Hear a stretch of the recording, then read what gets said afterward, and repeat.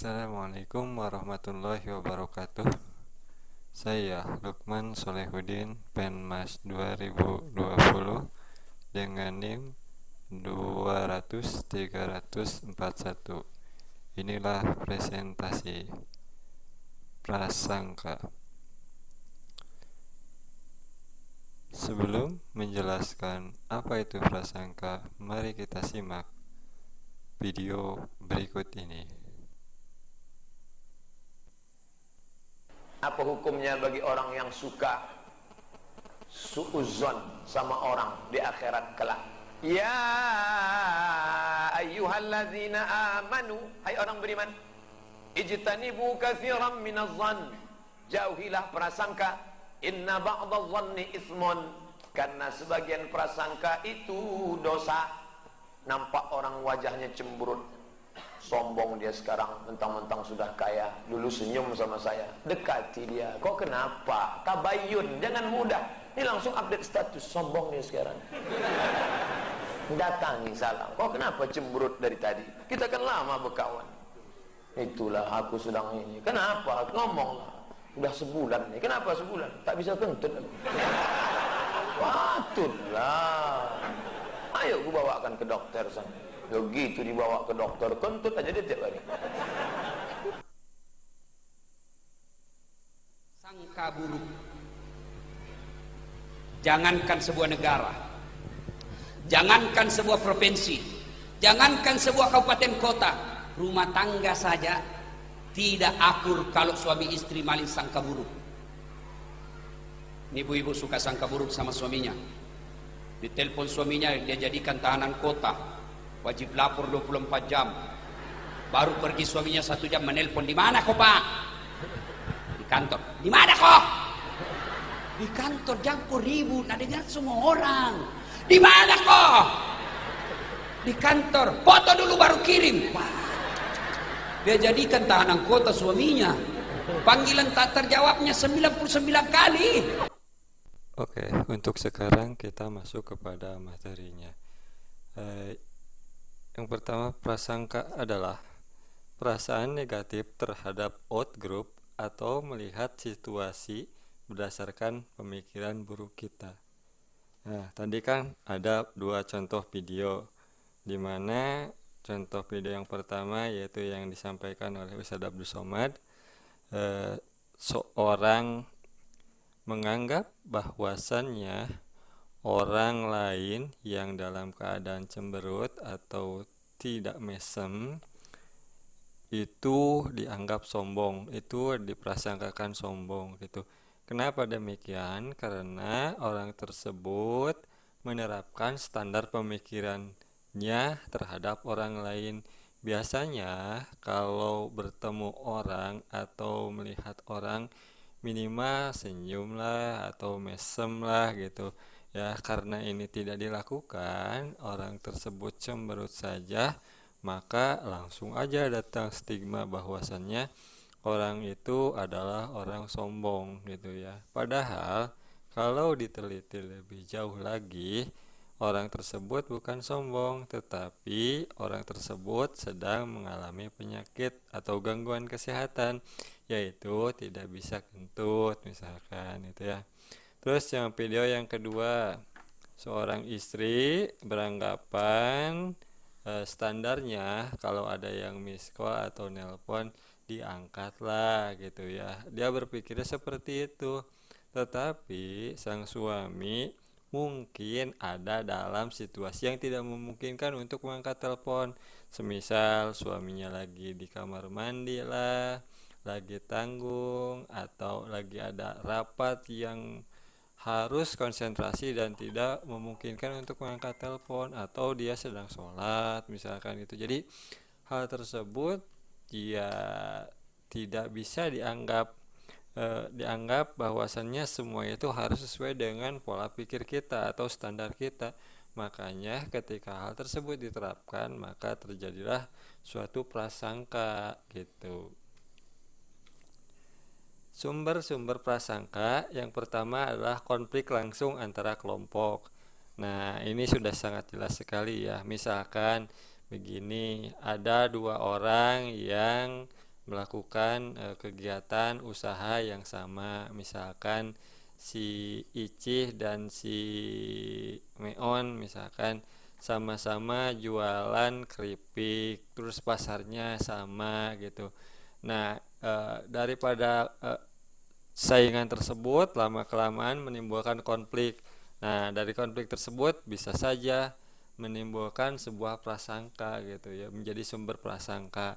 Misal si Meon melihat Icih dagangannya laku, si Meon mengatakan, si Icih mah dagangannya laku itu pasti ada apa-apanya, dia pasti main dukun atau bahan-bahannya di jampe-jampe atau dan lain sebagainya, sehingga dagangannya itu laku. Si Icih juga bisa beranggapan atau berprasangka buruk terhadap si Meon.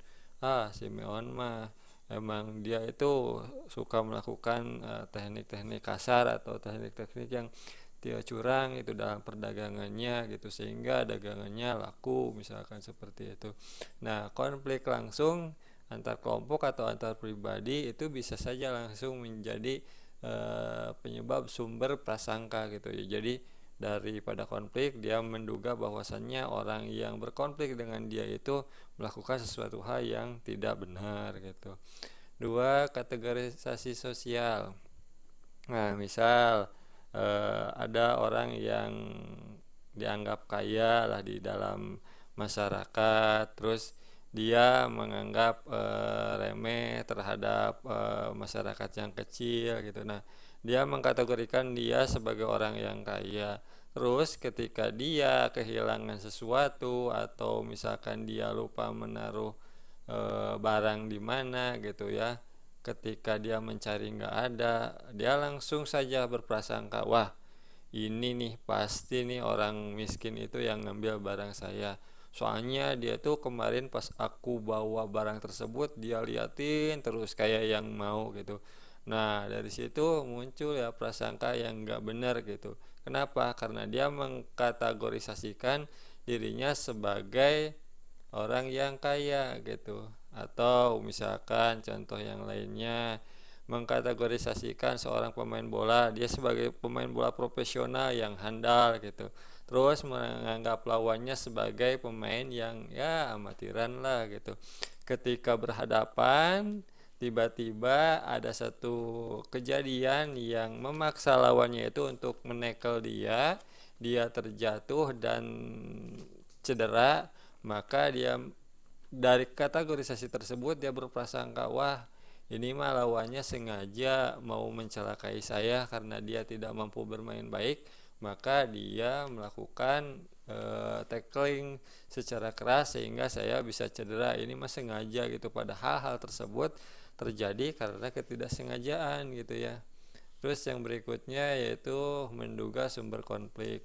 Ada orang yang berkonflik gitu ya, dia berprasangka, oh ini mah diakibatkan oleh dianya aja yang ganjen sehingga wajarlah temannya menjauhi dia gitu ya.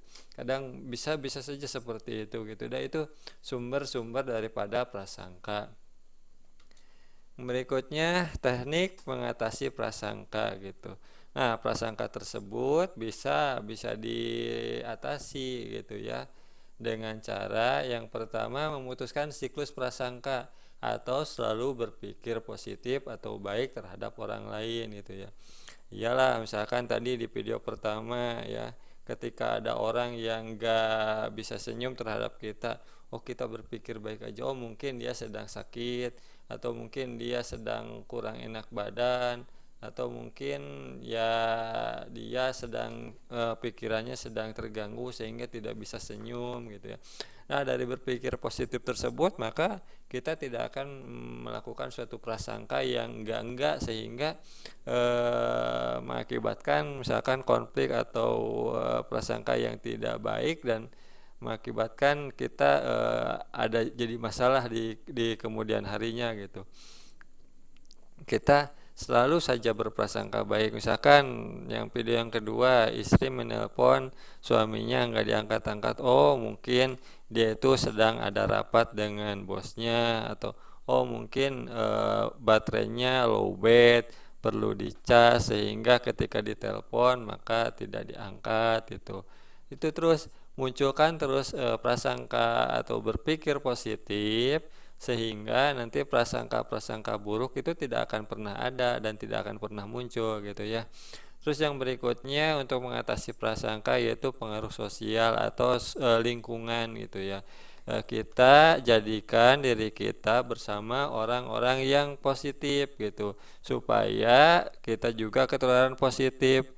Seakan ada ya orang yang selalu berpikiran positif sudah disakiti, dia itu mengatakan bahwasannya ya dia pantas untuk disakiti karena sikapnya yang kurang baik, padahal dia itu kurang baik apa gitu sama temennya sehingga tapi temennya tetap aja melukai gitu. Dia selalu beranggapan bahwasannya selalu positif gitu. Oh mungkin dengan disakiti oleh temannya dia berhati-hati dalam bersikap dan berbicara sehingga dia bisa menularkan suatu hal yang baik sehingga temannya tidak melakukan kegiatan yang dapat melukai dirinya gitu. Itu terus saja. Nah, dengan kita berhubungan atau bergaul dengan orang-orang lingkungan sosial kita yang positif, maka pengaruh sosial itu bisa membuat kita mengatasi prasangka buruk terhadap orang lain gitu ya.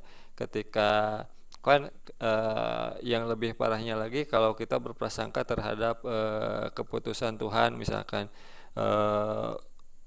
seharusnya hari ini kita bisa jalan-jalan dan melakukan rekreasi misalkan ke tempat wisata bersenang-senang bersama teman-teman, tiba-tiba hari ini dia sakit perut yang tidak memungkinkan untuk berangkat bersama teman-temannya berkarya wisata atau melakukan perjalanan yang membuat gembira gitu.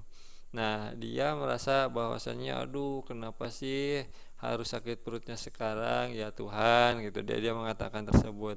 Tetapi itu adalah sesuatu hal yang baik untuk dia. Baik apanya gitu, sakit perut kok baik gitu ya, dia mengatakan hal tersebut. Tetapi ketika temannya mengatakan apapun yang terjadi pada kita ya kita syukuri aja, mungkin itu hal yang terbaik bagi kita gitu. Dan tiba-tiba selang beberapa jam daripada keberangkatan teman-temannya, tiba-tiba dia mendengar bahwasannya kendaraan yang ditumpangi teman-temannya itu masuk ke dalam jurang dan semua teman-temannya itu meninggal langsung di lapangan. Nah, dia baru sadar bahwasannya oh alhamdulillah ya, untung saya tidak jadi ikut di dalam karya wisata tersebut. Coba kalau saya ikut mungkin saya juga akan menjadi korban meninggal dan hari ini saya masih bisa bernapas gitu, alhamdulillah. Nah itu pengaruh sosial yang baik dan kita berpikir positif terhadap apa yang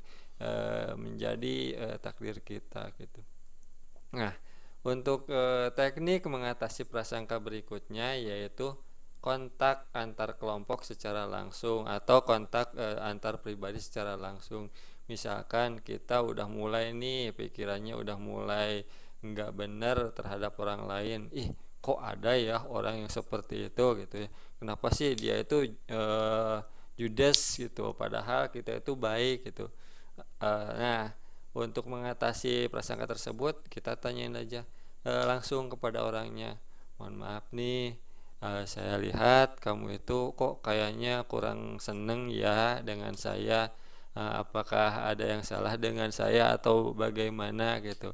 Dan ternyata ketika ditanya tersebut, oh enggak, mohon maaf saya bukannya enggak senang, bukannya ini, tapi saya bingung gitu bagaimana cara menyapa Anda gitu. Anda kan orangnya luar biasa sedangkan saya siapa gitu, jadi saya takut salah gitu, makanya saya seperti orang judes yang tidak peduli sama lingkungan, padahal saya itu malu, sebenarnya saya ingin lebih kenal dengan saudara gitu. Nah, dengan adanya komunikasi atau kontak langsung, maka prasangka-prasangka tersebut akan mendapatkan jawaban yang sebenarnya. Nah, dari situ maka prasangka akan hilang gitu. Nah, demikian yang bisa disampaikan. Mohon maaf yang sebesar-besarnya. Assalamualaikum warahmatullahi wabarakatuh.